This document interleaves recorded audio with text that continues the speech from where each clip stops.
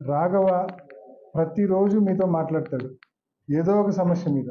2 రోజులకోసారో 3 రోజులకోసారో తప్పకుండా మీతో మాట్లాడతాడు, లేకుంటే స్టేషన్కి వస్తాంటాడు. మీరు ఫోన్ చేసి ఒక్క మాట రమ్మని అడిగితే స్టేషన్కి వస్తాడు. అటువంటి వ్యక్తిని మీరు ఫోన్ చేసి రమ్మనకుండా ఈ మాదిరి ఇంటి మీద పడి రౌడీల మాదిరి, పోలీసుల మాదిరి కాదు, రౌడీల మాదిరి లాఠీలతో తలుపులు కొట్టి మధ్యరాత్రి కుటుంబ సభ్యులను భయభ్రాంతులకు గురి చేయడం అనేది మీరు చేసిన చర్య ఎంతవరకు కరెక్ట్ అని చెప్పి ప్రతి ఒక్కరిని కూడా అడుగుతా ఉన్నా పోలీసులను. ఇటువంటి చర్యలు ఈ మాదిరి మధ్యరాత్రి వైఎస్ఆర్ కాంగ్రెస్ పార్టీ నాయకుల మీద, కార్యకర్తల ఇళ్ల మీద మీరు పడి తలుపులు కొట్టి అరెస్టులు చేస్తామంటే ఎవ్వరం చూస్తూ ఊరుకోము. మీరు లా అండ్ ఆర్డర్ని ప్రొటెక్ట్ చేయాలా. లా అండ్ ఆర్డర్ను చేతిలోకి తీసుకోకూడదు. లా అండ్ ఆర్డర్ను చేతిలోకి తీసుకుంటే మీకు రౌడీలకు తేడా ఏముంది అని చెప్పి నేను పోలీసులను అడుగుతా ఉన్నా. ఇంత నిస్సిగ్గుగా తెలుగుదేశం పార్టీ ఆదేశాలను ఫాలో అయ్యి, స్థానికంగా ఉండే తెలుగుదేశం ఇన్ఛార్జీల ఆదేశాలు ఫాలో అయ్యి ఈ మాదిరి వైఎస్ఆర్ కాంగ్రెస్ పార్టీ నాయకుల పట్ల మీ వైఖరిని మేము తీవ్రంగా ఖండిస్తూ ఉన్నాం. నిజంగా ఇవి రాబోయే రోజుల్లో ఇంకా నాతో చాలా మంది చెప్తా ఉన్నారు, జిల్లా వ్యాప్తంగా కొన్ని వందల అరెస్టులు ఉంటాయంట. ప్రతిరోజు రాత్రిపూట పోలీసులకు ఇదే పని అంట. ఖచ్చితంగా న్యాయస్థానం దృష్టికి తీసుకొని వెళ్తాం మీ చర్యలను. ఈరోజు మీరు మరి తెలుగుదేశం పార్టీ నాయకత్వం మాటలు విని విర్రవీగి ఇటువంటి పనులు చేస్తా ఉన్నారు. ఖచ్చితంగా న్యాయస్థానం దృష్టికి తీసుకెళ్లి తగిన శాస్తి జరిగే విధంగా ప్రతి ఒక్కరం కూడా పోరాటం చేస్తామని చెప్పి కూడా పోలీసు వాళ్ళకు నిజంగా గట్టిగా తెలియజేస్తా ఉన్నాం. ఇప్పుడు ఫాలో కావడం నేర్చుకోండి అని చెప్పి గట్టిగా హెచ్చరిస్తా ఉన్నాం, తెలియజేస్తా ఉన్నాం పోలీస్ శాఖ వారికి. అంతేకాకుండా ఈరోజు ఒక పెద్ద మనిషి, బహుశా ఎక్కడి నుంచి సెల్ఫీ వీడియో పెట్టుకున్నాడో తెలియదు కానీ, ఒక సెల్ఫీ వీడియో పెట్టి విలేకరుల వాట్సాప్ గ్రూప్లో పోస్ట్ చేసినాడు. స్థానిక తెలుగుదేశం ఇన్ఛార్జ్ రవీంద్రనాథ్ రెడ్డి అంటాడు, నిన్న సాయంకాలం నుంచి YSR Congress party social media అంట వర్రా రవి అరెస్ట్ అయినాడని చెప్పి విపరీతంగా ప్రచారం చేస్తూ ఉందంట. మళ్ళా ఈరోజు పొద్దున్న నుంచి వర్రా రవి అరెస్ట్ కాలేదు, అయినాడా కాలేదా అనే సందేహం కూడా మనమే వెలుబుచ్చుతా ఉన్నామంట. దీంతో పోలీస్ శాఖకి ఎటువంటి సంబంధం లేదంట, తెలుగుదేశం పార్టీకి ఎటువంటి సంబంధం లేదంట. వర్రా రవికి ఏమైనా జరిగితే వైఎస్ఆర్ కాంగ్రెస్ పార్టీదే పూర్తి బాధ్యత అంట. నిజంగా ఎంత పెద్ద మనిషి, ఎంత పెద్ద పెద్ద మాటలు. కుట్ర జరిగిందంటాడు. ఈ సంవత్సరం రాష్ట్ర ప్రభుత్వానికి తెలియజేస్తా ఉన్నాం, బెస్ట్ పోలీస్ మెడల్ పోలీస్ శాఖలో వాళ్ళకి ఇవ్వకూడదు. మా పులివెందుల ఇన్ఛార్జ్ మాజీ MLC Ravindranath Reddy alias BTech Ravi గారికి ఇవ్వాలి బెస్ట్ పోలీస్ మెడల్ అవార్డు. కూటమి ప్రభుత్వం పట్ల ఎంత కన్సర్న్ ఉందో ఒకసారి ఆలోచన చేయండి. నిజానికి నిన్న సాయంకాలం మహబూబ్ నగర్ దగ్గర వర్రా రవిని అరెస్ట్ చేసినామని చెప్పింది YSR Congress party social media కాదండి.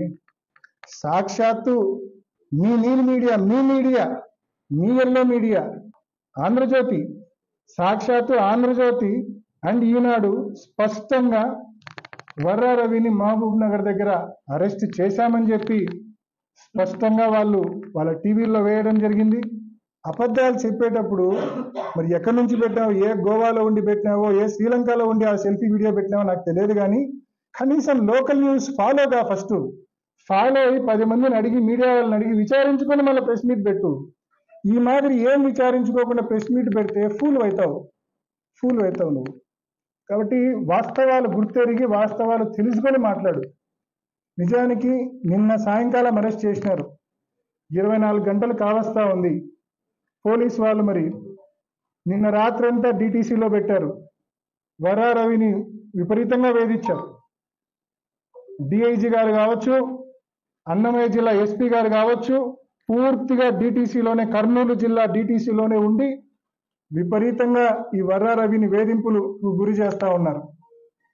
తప్పుడు కన్ఫెషన్లు తీసుకోవాలని, తద్వారా వైఎస్ఆర్ కాంగ్రెస్ పార్టీ నాయకుల మీద, కార్యకర్తల మీద తప్పుడు కేసులు బనాయించాలని చెప్పి విపరీతంగా వర్రా రవిని వేధిస్తూ ఉన్నారు.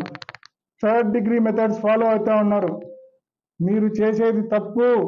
ఇప్పటికైనా మీరు చేసిన తప్పు సీసీ ఫుటేజెస్ ద్వారా ఈజీగా బయటకు వస్తుంది. చాలా పెద్ద కుట్ర పన్నుతా ఉన్నారు. ముందు రిమాండ్కు పెట్టండి, లేదా తన దగ్గర ఏమైనా కన్ఫెషన్ తీసుకొని తను పంపించండి. ఈరోజు నేను అడుగుతున్నా, వర్రా రవీందర్ రెడ్డి మీద అన్ని కేసులు తీసేస్తాం సాయంకాలంకి, ఇబ్బందిలే. మేమే బాబు గారిని పోయి రిక్వెస్ట్ చేస్తాం, వర్రా రవీందర్ రెడ్డి చాలా మంచోడు, మా పెళ్ళాలు, మా కూతుర్లు, మా అమ్మలు, మా అమ్మమ్మల ఫోటోలు మార్ఫింగ్ చేసి పెట్టాడు, కేసులు తీసేసేయండి సార్.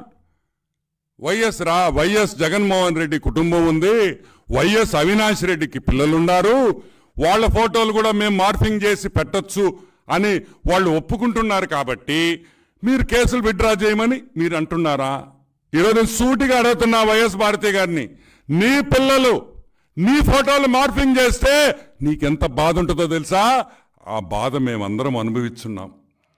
టీడీపీ నాయకులు అనుభవించారు, అనిత గారు అనుభవించారు, ఇంకా ఎంతో మంది మా సోషల్ మీడియా హ్యాండ్లర్స్ బట్టలు లేకుండా ఫోటోలు వేస్తారా? దొంగ కొడుకల్లారా, మేము గమ్ముగా ఉండాలా? మేము గమ్ముగా ఉండాలా? మీ పళ్ళాలో మీ కూతుర్ల ఫోటోలు మేము వేయలేమా? సంస్కారం అడ్డం వస్తుంది కాబట్టి వేయలే. ఈరోజు మేము పవర్లో ఉన్నాం, ఎంతసేపు అవుతుంది మాకు? కరెక్టా? ఇళ్ళకి పోతే చెప్పుతో కొడతారు ఆడవాళ్ళ ఫోటోలు వేస్తే, మా ఇళ్లలో. మీ ఇళ్లలో కొట్టరు, ఎందుకంటే మీకు సంస్కారం లేదు కాబట్టి. వాడి గురించి ఒక లోఫర్ నా కొడుకు, వాడి గురించి వాడు ఆ ఎంపీ అంటే అవినాష్ రెడ్డి వాడు మాట్లాడతాడా? సిగ్గుందిరా అవినాష్, మెంబర్ ఆఫ్ పార్లమెంట్, సిగ్గుందా నీకని అడుగుతున్నా. ఇదేనా నీకు మీ భాస్కర్ అన్న నేర్పించిన సంస్కారం? రాజారెడ్డి పిల్లకాయలు మనవాళ్ళు మనవరాళ్ళు అని చెప్పుకునేదానికి సిగ్గు లేదంటరా మీకు? పెడతావురా, చెప్పుతో కొడతాడు మా నాయకుడు చంద్రబాబు నాయుడు గారు ఇటువంటి పనులు చేస్తే. అటువంటి తప్పుడు ఏదోని మీరు సపోర్ట్ చేస్తారా? వాడెవడో ఈరోజు మార్నింగ్ కూడా ఏదో ప్రెస్ మీట్ చూసా, ఎవరు బా ఈరోజు ప్రెస్ మీట్ పెట్టింది, విరుసుక ఏదో ఉండింది, అతని పేరా విరుపాషి. ఆయన రెచ్చిపోతున్నాడు, మా మనోహర్ రెడ్డికి అన్యాయం జరగద్దు. అన్యాయం జరగద్దురా, అన్యాయం జరిగి ఉంటే భూమి మీద ఉండడు, వాడు చేసిన పనులకి పైన ఉన్నాలోడు. కానీ మా బాస్ ఒప్పుకోడు కదా, ఆడ చంద్రబాబు ఒప్పుకోడు. అది కరెక్ట్ కాదు. You cannot take law into your hands. Ponnavolu Sudhakar Reddy ఆయన ఒకడు, నీతి నిజాయితీకి మారు పేరైన పొన్నువాల్ సుధాకర్ రెడ్డి, ఆయన ఒక సపోర్ట్. టీడికి all the pimps are in one place అనిపిస్తుంది నాకైతే.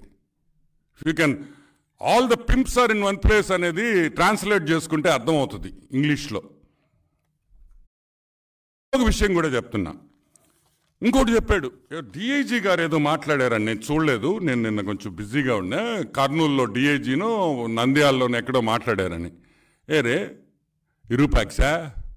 విరూపక్ష నాకు అర్థం కాదు. అదే ఢిల్లీలో పోయి ప్రెస్ మీట్లు పెడతారు ఎవరు? సునీలు, పొన్నువాల్ సుధాకర్ రెడ్డి, వాడికి ఇంగ్లీష్ కూడా రాదు, వాడి చేత పోయి ఢిల్లీలో పెట్టారంటే మీరు ఎంత తెలివిగలరో నాకు అర్థమవుతుంది. నేను అడుగుతున్నా, ఢిల్లీలో పోయి ప్రెస్ మీట్లు పెట్టచ్చు. ఒక డిఐజీ ఒక ఇన్సిడెంట్ గురించి మాట్లాడితే డిఐజీ నువ్వు టీడీపీ నాయకుడిగా మాట్లాడుతున్నావు అంటారు మీరు. పోలీస్ డిపార్ట్మెంట్ కంప్లీట్గా టాప్ లీడర్స్, నేను అందరిని అంటోంలే, at least 30-40% of all top police officers మీ కార్యకర్తలుగా పనిచేయలే. ఈరోజు టీడీపీ కార్యకర్తలు వాళ్ళు పనిచేస్తున్నారా, లేకపోతే వాళ్ళ డ్యూటీ వాళ్ళు చేస్తున్నారా? ఏదో ప్రెస్ మీట్ పెట్టడం, వాడు మా సజ్జలు గారు రాసిచ్చేస్తాడు స్క్రిప్టు, రావడం పేపర్ ఇట్టు పెట్టుకోవడం, వీటి కూర్చొని చదవడము. ఆలోచించండి రా మాట్లాడేటప్పుడు, అరే వాడు రాసింది కరెక్ట్గా ఉందా అన్న చదువుతారా లేదా?